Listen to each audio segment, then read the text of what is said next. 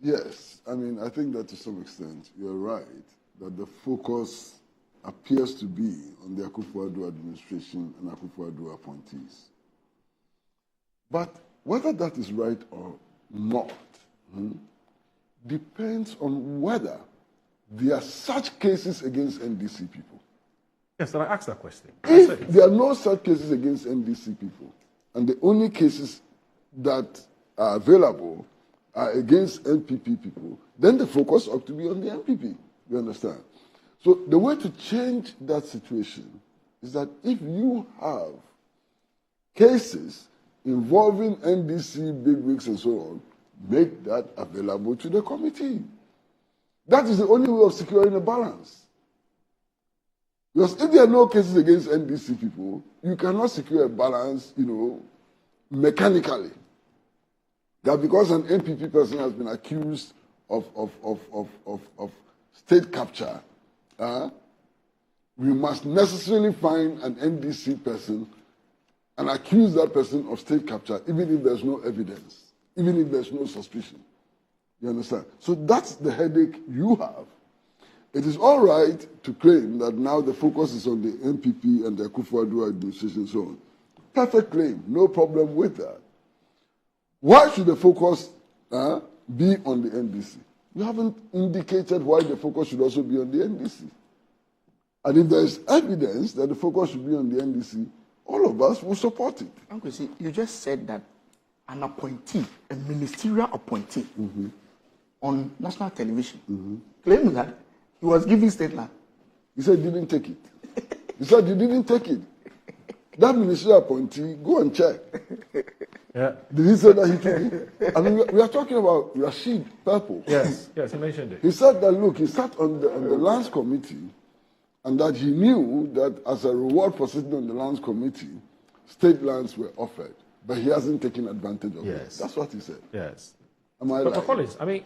Collins, even if the statement you're attributing to whoever said it, because we didn't read the story in detail, but let's even assume without admitting that a member of the committee could be the chairman or any of the members, had even said that you look at the screaming headline, the extent of loot and the Akufo-Addo shocking.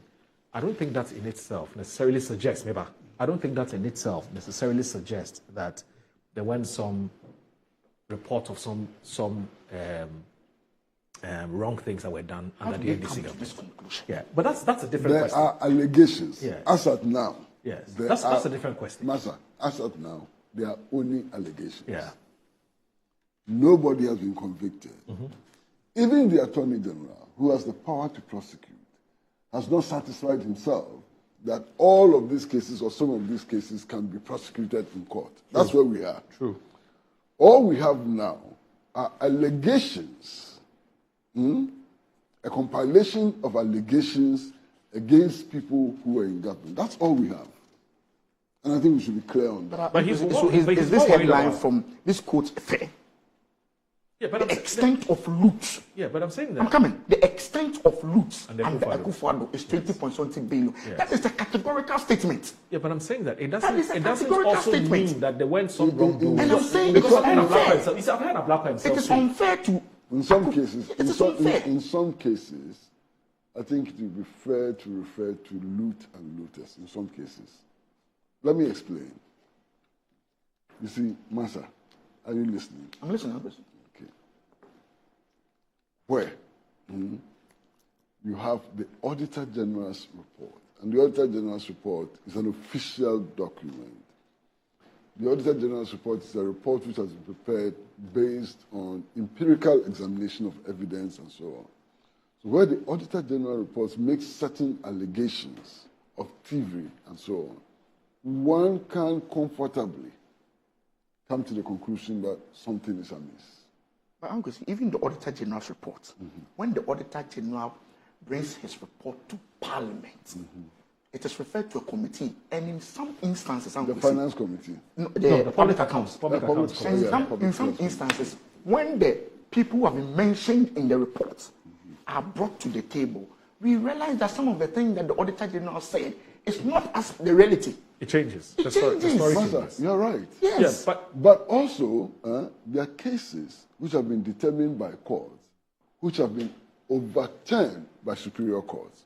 So as for that, please, it's not solid enough argument. No, I get your point, but I'm saying that if you hold the Auditor General's there's a report, just the hierarchy. Auditor General's report, who is reporting to the Parliament for further scrutiny, if you use just that as a basis to describe somebody as a looter, You that find for that me is problematic? where the problem. I'm saying that it is safer to use the Auditor General's report than to use any complaint. That's what I'm saying. Because, of course, Because it would have gone through a certain yes, audit process. because there's a certain hierarchy. I get That's the you, I point get I'm you, I making. get you. That's the point I'm I making. get you. There's a certain hierarchy. Yes, but in an instance like the oral committee, where the auditor, the one sitting on the committee, the former Auditor General, is even saying that the document they have received, they have to do an audit on it. Yes. I'm saying it is unfair. Some of the documents. I'm saying, but I'm Because some of the documents that they relied on in preparing their reports are also audit reports. yes, I get you, but I'm saying it's unfair to just rely on the somebody's complaints. So if I go to oral and I say, oh, I know of former minister this who has bought this house. This is the report. That's what the oral committee does. It is receiving a report. You have not spoken to that minister. An opportunity has not been given to that minister to explain his side of the story. If you lump all those figures together and come to a conclusion that 20-point-something billion, and then reference Akufo-Addo as a heading and say the loot under Akufo-Addo, I'm saying you're not being fair to Akufo-Addo and his people because you're not even giving them the opportunity to even speak to the matter. But Honorable, no problem with this submission of yours. But then I think you have to look at our political space and the fact that in this political space, the element of unfairness is so very high. Remember how you campaigned to come to power. I don't mean you, your political party campaigned to come to power. Remember the references to the current president. I don't want to repeat some of them. But you remember the allegations which were made against him. He was deliberately painted as a criminal, a corrupt figure, and so on. So it is not a problem of the NDC. It's a problem of the actors in the political space and their lack of respect for empirical evidence. And it's both ways, both sides, all of you. You understand? What didn't you say about John Mahama? What didn't you say even about Lordina Mahama? I recall that she was said to have been the owner of this microfinance scam which occurred in the Bonafide region. No evidence, no basis. And yet she was called names.